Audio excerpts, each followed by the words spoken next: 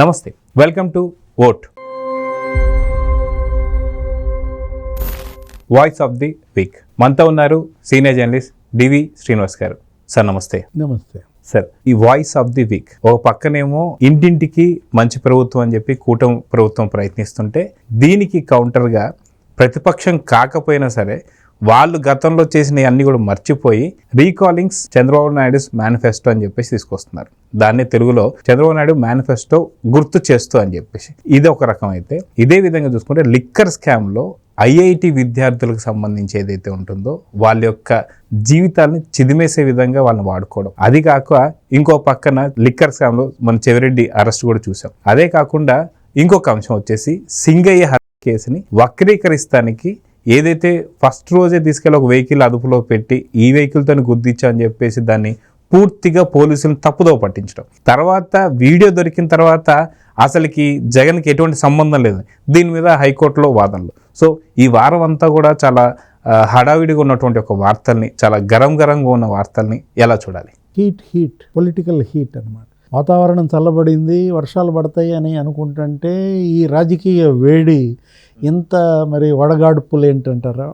అంటే ఇప్పుడు ఇక్కడ ఇష్యూ ఏంటంటే, ఒకవైపేమో సుపరిపాలనలో తొలి అడుగు, వాళ్ళు ఇంటింటికి మంచి ప్రభుత్వం అని అటు కూటమి ఎమ్మెల్యేలు మంత్రులు అందరినీ ఇంటింటికి వెళ్ళి ఈ ఏడాదిలో సాధించిన విజయాలు, చేసిన అభివృద్ధి, నెరవేర్చిన హామీలు, వీటన్నిటిపైన ప్రజల్ని చైతన్యపరచమని ముఖ్యమంత్రి చంద్రబాబు పిలుపు.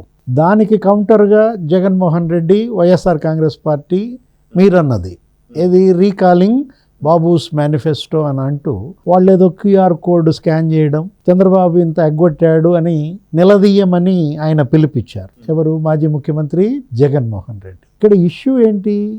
ఇప్పటికి ఎంత అయింది సమయం? ప్రజలు ఇచ్చిన మ్యాండేట్లో 20% మనం గతంలో మాట్లాడుకున్నాం, ఒక వీడియో కూడా చేశాం. 1 year అంటే 5 ఏళ్ల మ్యాండేట్లో ఎంత? 20% మాత్రమే. అంటే 20% హామీలు నెరవేరిస్తే చాలు, ప్రజలు సాటిస్ఫై అవుతారు. అట్లాంటిది మరి ఇన్ని హామీలు వాళ్ళు నెరవేర్చినప్పుడు 1 yearలో ఎవరన్నా ఊహించగలరా? సూపర్ 6లోనే మరి 4-5 హామీలు పూర్తిగానో పాక్షికంగానో అమలు చేశారు. గ్యాస్ సిలిండర్లు 2 ఇచ్చేశారు, 3వది రేపు ఇవ్వబోతున్నారు. 3,000 కోట్లు ఉచిత గ్యాస్ నీ హయాంలో ఇచ్చావా జగన్మోహన్ రెడ్డి? ఎవరిని నిలదీయాలి? నువ్వు అమ్మఒడి 42 లక్షల మందికి ఇస్తే వాళ్ళు తల్లికి వందనం 67 లక్షల మందికి ఇచ్చారు. నీకన్నా 25 లక్షల మంది ఎక్కువ మంది తల్లులు బెనిఫిట్ పొందారు. నువ్వు 5,000 కోట్లే నువ్వు ఇచ్చింది, వాళ్ళు 10,000 కోట్లు ఇచ్చారు. దేనికి నిలదీయాలి? ఏమని నిలదీయాలి? జనం ఇవాళ జగన్ అడుగుతున్నటువంటి ప్రశ్నలు. నువ్వు పింఛను 1000 రూపాయలు పెంచుతానన్నావు, తొలి ఏడాది అసలు పెంచాల, నెక్స్ట్ 250 అట్లా 4 ఏళ్ళు 5 ఏళ్ళు పట్టింది నీకు 1000 రూపాయలు పెంచడానికి. వీళ్ళు పింఛను మొదటి రోజే 1000 రూపాయలు పెంచారు, పాత బాకీ ఇంకా నీ హయాంలో 3 నెలలు కూడా కల్పించారు. అసలు ముఖ్యమంత్రి స్వయంగా ఇంటికి వచ్చి ఇస్తున్నాడు. ఒక్క పింఛన్ల మీద 34,000 కోట్లు లబ్ధి ప్రజలకు సమకూర్చినందుకు నిలదీయాలా? జగన్మోహన్ రెడ్డి ఏ పిలిపించినా మిస్ఫైర్ అవుతాను, బూమ్రాంగ్ అవుతాను. ఆయన సీఎంగాను అవే తప్పటడుగులు కదా, అవి తప్పుటడుగులు. ఇప్పుడు ప్రతిపక్షంలోకి వచ్చినా ఇదే తప్పటడుగులు. అంటే ఇప్పుడు ఇక్కడ నువ్వు ప్రధాని మోడీని 5 ఏళ్లలో ఒక్కసారి తెచ్చావా ఆంధ్రప్రదేశ్కి? ప్రధాని మోడీతో ఒక శంకుస్థాపన చేయించావా? ఒక భూమి పూజ లేకపోతే ప్రారంభోత్సవాలు చేశారా? 5 ఏళ్ళు నీకు 33 మంది ఎంపీలను ఇస్తే నువ్వు చేయలేనిది వీళ్ళు 1 yearలో 21 మంది ఎంపీలతో వీళ్ళు 3 సార్లు ప్రధాని తీసుకొచ్చారు. విశాఖలో 2 లక్షల కోట్లు, అమరావతిలో 1,00,000 కోట్లు. ఆయన భూమి పూజలు, శంకుస్థాపనలు, స్టీల్ ప్లాంట్కి విశాఖ నీకు 13,500 కోట్లు ఇచ్చాడు, పోలవరానికి 12,500 కోట్లు ఇచ్చాడు, అమరావతికి 15,000 కోట్లు కేంద్రం నుంచి ఇప్పించడం కాదు, ఇంకో 40,000 కోట్లు రుణాలు గ్రాంట్ల రూపంలో ఇప్పించి 65,000 కోట్లతో అక్కడ పనులు జరుగుతున్నాయి.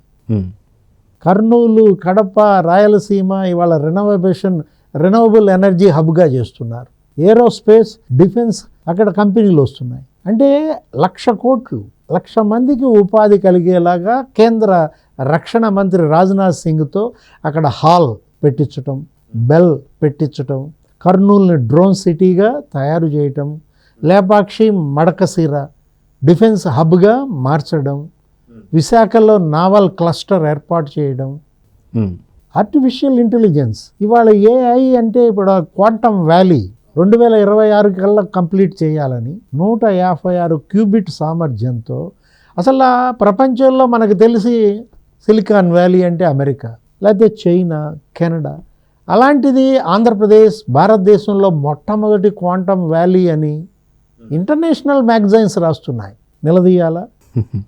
ఇప్పుడు నీ హయాంలో నిరుద్యోగం 30%, దేశంలో నిరుద్యోగం 15% ఉంటే ఆంధ్రప్రదేశ్లో 30% చేశావు. పరిశ్రమల్ని తరిమేశావు, వాటాల కోసం బెదిరించావు, నిరుద్యోగులే నిన్ను దించేశారు, యువత తిరగబడింది నీ పైన. ఇప్పుడు వాళ్ళు మరి మొదటి సంవత్సరం 9.5 లక్షల కోట్ల పెట్టుబడులతో ఎంఓయూలు చేసుకోవటం కాదు, 5 లక్షల కోట్లు వచ్చేసాయి. అంటే 5 లక్షల మందికి ఉపాధి వచ్చేసింది తొలి ఏడాది. నిలదీయాలా? అదేమంటే ఏదో క్యూఆర్ కోడ్ స్కాన్ అన్నాడు. క్యూఆర్ కోడ్ స్కాన్ చేస్తే అంట నిన్న అనంతపురంలో అతని అకౌంట్లో 11,000 పోయిందంట. అతను వైసీపీ అభిమాని, మిమ్మల్ని నమ్మి ఫోన్ మీకు ఇచ్చిన పాపానికి మీరు క్యూఆర్ కోడ్ స్కాన్ చేసి అతని అకౌంట్లో 11,000 కాజేశారే. అంటే ఇది రీకాలింగ్ బాబూస్ మేనిఫెస్టోనా, రీకాలింగ్ క్రైమ్సా, రీకాలింగ్ స్కామ్సా? అసలు ఇంకా నిన్ను నమ్మి ఎవరన్నా ఫోన్ మీ వైసీపీ నాయకుల చేతుల్లో పెడతారా? అనంతపురం జవహర్ కాలనీలో జరిగిన ఉదంతం నేనేదో చదివాను, ఎవరో ఎర్రప్ప అంట 11,000 అతను పొదుపు చేసుకున్న డబ్బు ఖాళీ చేశారు. ఇప్పుడు బివేర్ ఆఫ్ వైసీపీ. ఇప్పుడు ఇవాళ ప్రజలు అనుకుంటోంది ఏంటంటే ఇవాళ ఇంటి ముందు బివేర్ ఆఫ్ డాగ్స్ బోర్డులు కాదు, ప్రతి ఇంటి ముందు ఇవాళ బివేర్ ఆఫ్ వైసీపీ అని బోర్డులు పెట్టుకోవాల్సిన పరిస్థితి కల్పించారంటే ఇవాళ జగన్మోహన్ రెడ్డి అటు ప్రజలను ఎంత భయభ్రాంతులకు గురి చేస్తున్నాడు. నీ అభిమానిగా నీ కారు మీద పూలు జల్లితే టైర్ల కింద తొక్కేస్తారా? ఆ సింగయ్య మీరు ఇందాక ఇంట్రోలో చెప్పారు, సింగయ్య మరణం అదేంటి? అది డ్రైవర్ తప్పిదమా మానవ తప్పిదమా? డ్రైవర్ తప్పిదం కొంతే, ప్రయాణికులు కో పాసెంజర్స్ తప్పిదం ఎంత ఉంది? మీరే ముందుకు పోనివ్వమన్నారు. ఇప్పుడు సింగయ్య నీకు నీ మీద అభిమానంతో ప్లంబర్, భార్య కూలీ, 2 బిడ్డలు, ఒకడు BSc నర్సింగ్ చదువుతున్నాడు. అలాంటిది అతను ఏదో పూలు చల్లుదామని వస్తే అతన్ని టైర్ కిందకి నెట్టారు. అదేమంటే వాళ్ళ మీడియా ఏమని రాస్తుంది, కాలు మీద కాలేసి కూర్చున్నాడు, హుషారుగా ఉన్నాడు, ఫోన్ మాట్లాడాడు, ఇలా మాట్లాడుతున్నారు. కాలు మీద కాలు కనపడుతోంది, మీకు ఆ రక్తం ఓడుతున్న షర్ట్ కనపడతలేదా? రక్తంతో తడిసిన షర్ట్. అవును అవును. ఇప్పుడు VVIP సైడ్ బోర్డు మీద ట్రాన్స్పోర్ట్ లా ఉల్లంఘన కాదా? సరే అందరూ నుంచుంటున్నారు, నువ్వు నుంచున్నావు జగన్మోహన్ రెడ్డి. బాయ్ నెట్ మీద డ్యాన్స్, ఒకడు కారు ముందు ఒక 5-6 చేతులు పట్టుకుని కారు ముందుకు కదలనీయకుండా ఒక పిచ్చి, ఒక ఉన్మాదం లాగా బాయ్ నెట్ మీద డ్యాన్స్ వేస్తూ వాడెవడో రపరప్ప ఫ్లెక్సీ పెట్టుకున్నాడికి నువ్వు షేక్ హ్యాండ్ ఇస్తావా? VVIP మాజీ ముఖ్యమంత్రిగా జగన్మోహన్ రెడ్డి ఏం చేయాలి? కారు ఆపేయమనాలి, ఆయన దిగాలి, వాడిని దించాలి కదా. ఇక్కడ డ్రైవర్ తప్పిదం ఎలా అవుతుంది? ఆ పరిస్థితుల్లో డ్రైవర్ ఏం చేస్తాడు? ఒకడు బాయ్ నెట్ ఎక్కి డ్యాన్స్ వేస్తున్నాడు, యజమాని అసలు సైడ్ బోర్డు మీద నుంచుని షేక్ హ్యాండ్ ఇస్తున్నాడు, ముందు జనం, ఇక్కడ ఈడు టైర్ కింద పడ్డాడు, బాడీ ఉందని చెప్పినా ముందుకు పోనివ్వమన్నది ఎవరు? కారు కో పాసెంజర్సా? విడుదల రజని, మరి లోపల ఉన్న సుబ్బారెడ్డి, పేర్ని నాని, ఆ PA నాగేశ్వర్ రెడ్డి, లేదు అసలు సైడ్ బోర్డు మీద ఉన్న జగన్మోహన్ రెడ్డి పోనీయమ్మ అన్నాడా? ఎవరు ఆ కుటుంబానికి వాళ్ళ బాధ్యత వహిస్తారు? ఇప్పుడు ఇంటి పెద్దను కోల్పోయి దిక్కుమము కోల్పోయిన ఆ కుటుంబం ఇవాళ 3 ప్రాణాలు బలయ్యాయి ఆ ఒక్క పరామర్శ పర్యటనలో. తతినపల్లిలో ఒకటి చచ్చిపోయాడు, ఆ తొక్కిసలాటలో ఊపిరాడక పక్కకు వచ్చి కూర్చుని ఢమాల్మని పడిపోయాడు షాప్ దగ్గర. జయవర్ధన్ రెడ్డి అంట, నీ అభిమాని. లేకపోతే ఒకడు అంబులెన్స్లో చనిపోయాడు, వీళ్ళు దారి ఇవ్వక అంబులెన్స్కి ఆ తండ్రి, అవును సార్, ఆ తండ్రి నెత్తి నోరు కొట్టుకుంటున్నాడు, కాళ్ళ వేళ్ళ పడ్డా నాకు దారి ఇవ్వలేదు, నా బిడ్డను కాపాడలేదు. అంటే ఏం జరుగుతుంది? వైఎస్ఆర్ కాంగ్రెస్ పార్టీ ప్రాణాలు తీసే పార్టీగా ఇవాళ ప్రజల ముందు. ఇలాంటి పార్టీని, ఈ విధమైన నాయకుల్ని మనం ఊహించలేదు. ఆ 11,000 కోల్పోయిన ఎర్రప్ప మీ అభిమాని, ఇవాళ నీ కారు కింద పడి చనిపోయిన సింగయ్య నీ అభిమాని. అంటే ఇవాళ ఇక్కడ ఇష్యూ ఏంటి? ఇప్పుడు మీరు అన్నారు ఇంట్రోలో అసలు ఆ కారే మార్చేశారు. ఏది? సింగయ్య పడింది జగన్మోహన్ రెడ్డి కారు టైర్ల కింద అయితే ఎక్కడో ఇంకో కారు నంబర్ ఇచ్చి దేవినేని అవినాష్ అనుచరుడి కారు అని, కాన్వాయ్తో సంబంధం లేదని, అదేంటి అదేదో 0001 కార్ అని ఆ కారు సీజ్ చేశారు. తలసల రఘురాం ఆ తప్పుడు సమాచారం ఇవ్వడము, పోలీసులతో మరి చెప్పించడం, అసలు ఎస్పీ అది నమ్మి అదే ఆయన ప్రకటించటం. ఆయన ఇంకొక మాట అన్నాడు, ఇది ప్రాథమిక ఆధారాలను బట్టి చెప్తున్నాను, ఇంకా పూర్తి స్థాయి ఇన్ఫర్మేషన్ రావాలన్నాడు. ఏమని వచ్చింది పూర్తి స్థాయి ఇన్ఫర్మేషన్? జగన్ కారు కింద పడి చనిపోయాడని ఆ వీడియో. ఇప్పుడు ఆ కారు కూడా వాళ్ళు సీజ్ చేసినటువంటి పరిస్థితి. దానిపైన మళ్ళీ వీళ్ళు కోర్టుకు వెళ్తారు, రక్షణ అడుగుతారు. ఆ జడ్జి గారు కూడా అన్న మాటలకి వక్రీకరిస్తారు. అవును, ఆయన ఏమన్నారు, ఎంత జాగ్రత్తగా ఉన్నా కుంభమేళాలో ప్రమాదాలు జరుగుతాయి, తొక్కిసలాట్లో జనం చనిపోతారు కదా, మరి ఇక్కడ కూడా జనం ఎక్కువగా వచ్చారు అని ఆయన ఏదో అంటే వీళ్ళు దాన్ని మళ్ళీ వక్రీకరించి వాళ్ళ మీడియాలో రాస్తారు. అంటే ఇప్పుడు కుంభమేళాలో ఎంత జాగ్రత్తలు తీసుకున్నా అనే పదం ఆయన వాడితే ఇక్కడ జాగ్రత్తలు ఉన్నాయా? పోలీసులు చెప్పిన జాగ్రత్తలు పాటించారా? 3 కార్లు అన్నారు, లేదు 11 కార్లకి పర్మిషన్ ఇచ్చినా నువ్వు 100 కార్లతో వెళ్ళావు. 100 మందితో వెళ్ళమంటే 1000 మందితో వెళ్ళావు. ఇంకా 1000 మందిని రోడ్ల మీదకి రమ్మని మెసేజ్లు పంపించారు. ఏ జాగ్రత్తలు తీసుకోకపోవటం కాదు. ఇదేంటి, ఇది కేవలం జగన్మోహన్ రెడ్డి తప్పిదం, ఇది వైసీపీ తప్పిదం. ఆ కారులో కో పాసింజర్స్ ప్రోత్సహించారు, ప్రేరేపించారు, ఒక నిండు ప్రాణాన్ని బలి తీసుకునేలాగా చేశారు. ఇప్పుడు సేమ్ ఇన్సిడెంట్ అక్కడ సల్మాన్ ఖాన్ది జరిగింది. ఏం చేశారు? అరెస్ట్ చేశారా? చేయలేదా? చేశారు. ఇప్పుడు ఆయన కారు ఏదో తాగిన మత్తులో ఒక 4 పేవ్మెంట్ మీదకి వెళ్తే ఒకడు చనిపోయాడు, 3 గాయపడితే అరెస్ట్ చేశారా? చేయలేదా? చేశారు. అల్లు అర్జున్ ఏమైంది? అంటే ఇప్పుడు వాళ్ళకో న్యాయం, జగన్మోహన్ రెడ్డికో న్యాయమా? కోర్టు ఇప్పుడు కొద్దిగా ఉపశమనం ఇస్తే ఇవ్వచ్చు, కఠిన చర్యలు తీసుకోవద్దని మంగళవారానికి వాయిదా వేయొచ్చు. కానీ ప్రధాన దోషి ఇందులో జగన్మోహన్ రెడ్డి. పోలీసులు ఇచ్చిన ఏ సూచన అతను ఖాతరు చేయకపోగా అతను ఇంకా పోలీసుల మీదకు బ్లేమ్ చేస్తాడు. ఈ తప్పిదాన్ని ప్రభుత్వం మీదకి వేస్తాడు. బందోబస్తు కల్పించలేదంటాడు. అసలు పోలీసులకు బందోబస్తు ఇచ్చే అవకాశం మీరు ఎక్కడిస్తున్నారు? వాళ్ళు ఇచ్చిన వాహనం నువ్వు ఎక్కవు. ఆ సఫారీ వాహనం, ప్రభుత్వం సమకూర్చిన వాహనం ఎక్కితే ఈ ప్రమాదం జరిగేదా? నువ్వు కొనుక్కున్నానంటావు, కానీ అది నీ పేరు మీద లేదు, నీ ఓఎస్డి కృష్ణమోహన్ రెడ్డి పేరు మీద ఉంది. అడుగడుగునా తప్పిదాలే, తప్పుడు పనులే. జగన్మోహన్ రెడ్డి ఇక్కడ ఈ ఇష్యూ దీన్ని వక్రీకరించడం, రకరకాలుగా ప్రచారం చేయడం. సో అదేవిధంగా చూసుకుంటే సార్, లిక్కర్ స్కామ్ సంబంధించి గోల్డ్ షాప్కి ఎటువంటి సంబంధాలు ఉన్నాయి ఏంటి, దాదాపు టన్నుల కొద్ది గోల్డ్ కొనుక్కోవడాలు ఏంటి, దాని రిసిప్ట్లు ఏంటి, ఇవన్నీ ఒకవైపు అయితే ఇప్పుడు ఇంకా సంచలనం రేపించేలాగా ఇంకో విషయం వచ్చింది. ఏంటంటే ఐఐటి విద్యార్థులను కూడా దీనిలో బలిపశువులు చేశారు. దీన్ని ఎలా చూడాలంటారు సార్? అంటే ఒక్క కసిరెడ్డి రాజ్ ఏది ఐటీ సలహాదారుగా జగన్మోహన్ రెడ్డికి ఈ మొత్తం దీనికి కర్త కర్మ క్రియ.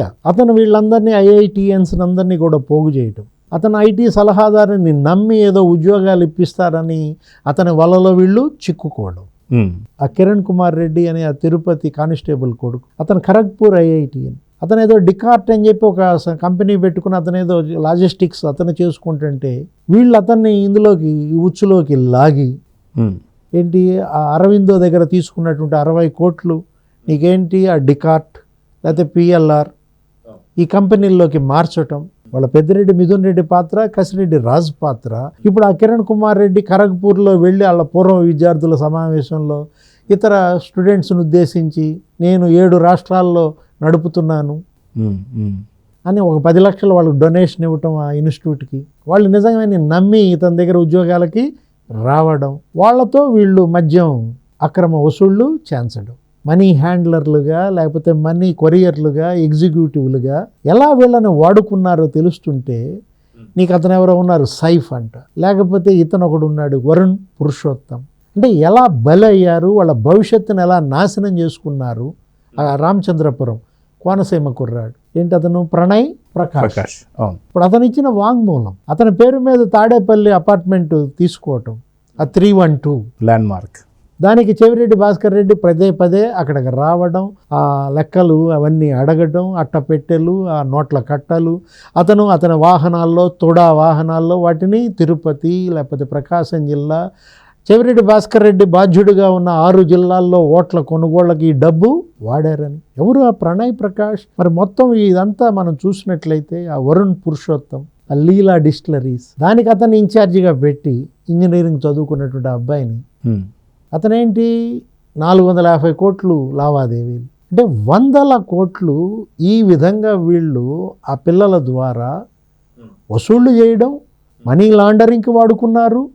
మనీ రూటింగ్కి వాడుకున్నారు. చివరికి వాళ్ళని వాళ్ళ జైలు పాలు చేస్తున్నటువంటి పరిస్థితుల్లో వాళ్ళ ప్రజల్లో చర్చ ఏది, చంద్రబాబుకి జగన్మోహన్ రెడ్డికి ఎంత తేడా. వాళ్ళ తెలుగు వాళ్ళు లేకపోతే భారతీయులు ప్రపంచం గర్వించేటటువంటి దిగ్గజ ఐటీ కంపెనీలకి సీఈఓలుగా అన్నారు. సత్య నాదెళ్ల మైక్రోసాఫ్ట్ సీఈఓగా హైదరాబాద్, అనంతపురం వాళ్ళు, సుందర్ పిచాయ్ తమిళనాడు. అంటే ఐఐటిఎన్స్ వీళ్ళు, లేకపోతే ఇవాళ సంతన్ నారాయణ్ అడోబ్. అరే ఇలాంటి వాళ్ళు ఇవాళ దిగ్గజ కంపెనీలకు సీఈఓలుగా ఉంటే మీరేం చేశారు? ఆ స్థాయికి చేరకపోయినా ఆయా కంపెనీల్లో ఉన్నత స్థానాల్లో ఉండాల్సినటువంటి కిరణ్ కుమార్ రెడ్డి, ప్రణయ్ ప్రకాష్, సైఫ్, లేకపోతే ఇతను ఈ వరుణ్ పురుషోత్తం ఏమయ్యారు? ఏంటి వాళ్ళ పరిస్థితి?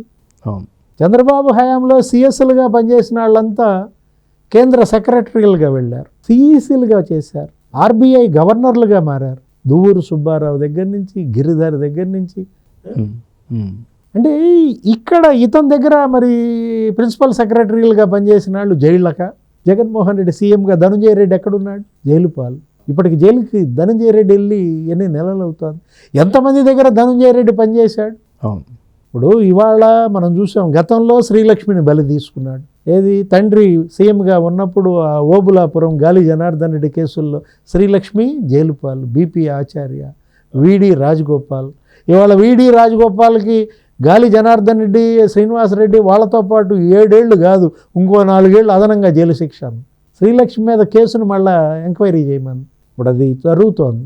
అంటే జగన్మోహన్ రెడ్డిని నమ్ముకుంటే ఏం జరుగుద్ది? జైలు పాలు అని కళ్ళ ముందు కనపడుతున్న ఉదాహరణలు మీరు అన్న ఐఐటిఎన్స్ కానీ, లేకపోతే ఈ ప్రిన్సిపల్ సెక్రటరీలు, ఐఏఎస్లు, ఐపీఎస్లు, పిఎస్ఆర్ ఆంజనేయులు. ఎంతమంది దగ్గర పనిచేశాడు పిఎస్ఆర్ ఆంజనేయులు? ఏ ముఖ్యమంత్రి అయినా పిఎస్ఆర్ ఆంజనేయుల్ని ఈ పనులకు వాడుకున్నారా? కిడ్నాపులు వాడుకుంటారా? లేకపోతే ఎంపీని మ్యాన్ హ్యాండ్లింగ్, చిత్రహింసలు పెడతారా? రఘురామకృష్ణరాజుని, సునీల్ కుమార్, సంజయ్, జాషువా, ఎంతమంది ఐపీఎస్లు ఇవాళ సస్పెన్షన్లో ఉన్నారు, జైలుకి వెళ్ళారు. అంటే జగన్మోహన్ రెడ్డి అనేటటువంటి ఒక విషవృక్షం, లేకపోతే ఒక వేరు పురుగు ఏ విధంగా ఆంధ్రప్రదేశ్ అనేటటువంటి ఒక వట వృక్షాన్ని చెరిచిందో మన కళ్ళ ముందు కనపడుతున్నటువంటి పరిస్థితి అనమాట. పంటలో ఎక్కడన్నా కలుపు ఉంటే ఏం చేస్తాడు ఆ రైతు? వేరేస్తాడు. పంట కాపాడుకోవాలంటే కలుపు తొలగించాలి, తప్పదు. ఇప్పుడు మదపు టేనుగులు ఇవాళ చెరుకు తోటల మీద పడుతున్నాయి, లేకపోతే అరటి తోటలు నాశనం చేస్తున్నాయి, పండ్ల తోటలు కుమ్మేస్తున్నాయి. ఏం చేశాడు పవన్ కళ్యాణ్? ఆ మదపు టేనుగులను దారిలో తేయటం కోసం కర్ణాటక పోయి కుంకి ఏనుగులో ఏదో అడిగాడు. అంటే ఇప్పుడు ఈ రోగ్ ఎలిఫెంట్స్, ఈ లంపెన్ గ్యాంగ్స్ రప్ప రప్ప అంటున్నారు. ఇప్పుడు వీళ్ళని, ఈ రోగ్ ఎలిఫెంట్స్ని కంట్రోల్ చేసే కుంకి ఏనుగులాగా ఇవాళ కూటమి ప్రభుత్వం మారాలి. సో చూద్దాం సార్, ఖచ్చితంగా ఇలాంటివన్నీ కూడా కఠిన చర్యలు తీసుకోవాలి. రాష్ట్రం అభివృద్ధి చెందాలంటే ఇలాంటివి తప్పదు. సో చూద్దాం ఏం జరగబోతుందో. నమస్తే. Please subscribe to Leo news for more videos.